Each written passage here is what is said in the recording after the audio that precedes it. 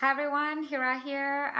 Good evening, and this is actually a video specifically for international students who are studying in the United States, and I just want to address some of the issues that have unfolded in the last couple of weeks. So this is January, February 2017, and I want to address two things. One, the travel ban, and two, the potential overhaul of the H-1B that is currently ongoing. So on the travel ban, it's almost old news at this point, and I'm sure everyone's aware of this, but so students from the 7 countries, Iran, Syria, Iraq, Sudan, Libya, Somalia, and Yemen, if you're nationals of those countries or if you have dual nationality, and it includes one of those countries. So for example, if you're French and Sudanese, or if you're British and Iranian, then the travel ban did apply to you. However, of course, as you know, what happened was a federal judge ruled to temporarily restrict that ban, and then recently it went to an appeals court, and it was unanimously decided that they were going to uphold the original decision by the federal judge to place a block on that ban. So at the moment, as it stands, travel from those countries, passport holders of those countries, including dual nationals, are fine. However, of course, we get a lot of questions from a lot of students, and sometimes it's not even students, just international students in general, who are afraid to travel under these circumstances. So, and that is perfectly understandable. Just check with your school. Your first port of call always in these situations is your office for international students. Okay, so every university has some sort of office that takes care of international students. It's the office that is responsible for your F1 visa status, and as such, they're responsible for you while you're in this country as a student at their university. Okay, so they reach out to them, check with them, and if you feel uncomfortable, your safety should be the primary defining factor here. And so number 2, let me address the issue of the H-1B, because I know there's a lot of ongoing confusion and worry, understandably so.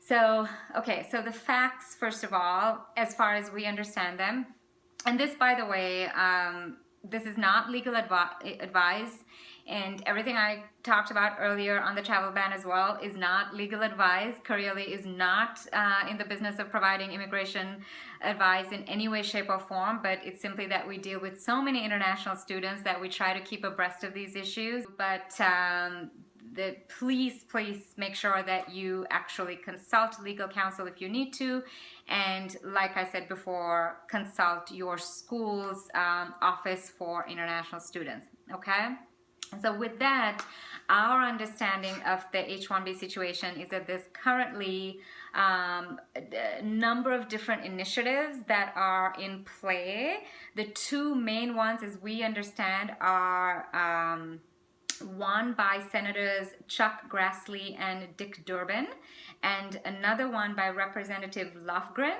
Those are the 2 H-1B legislation that has been introduced recently that we have taken some look at and reviewed. And our understanding is that, at least on a very cursory glance at what's been proposed, it's actually not that bad, or how can we put this? It could actually end up being a good step in the right direction for students, okay? Because the H-1B actually was, and I think this is common knowledge, so I'm going to go ahead and say it, the H-1B system was abused to a certain extent by outsourcing firms. And so a lot of the visas, the 80,000 visas that are made available, a lot of it went to that group as opposed to going to students, right? So part of what the new overhaul is about is trying to curb the outsourcing part of this and get more H-1Bs into the hands of foreign students that are educated in the country's top universities, right? Because the reason being that if the United States educates this top talent, then they should try to retain that talent as opposed to sending those students back home. So in that sense, that's a positive development.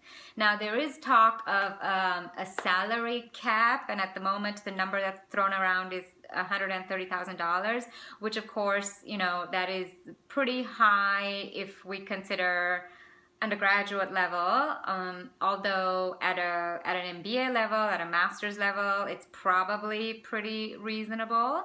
But who knows? I mean, by the time this legislation actually gets passed, that 130,000 may not be the actual number. It could well end up being lower.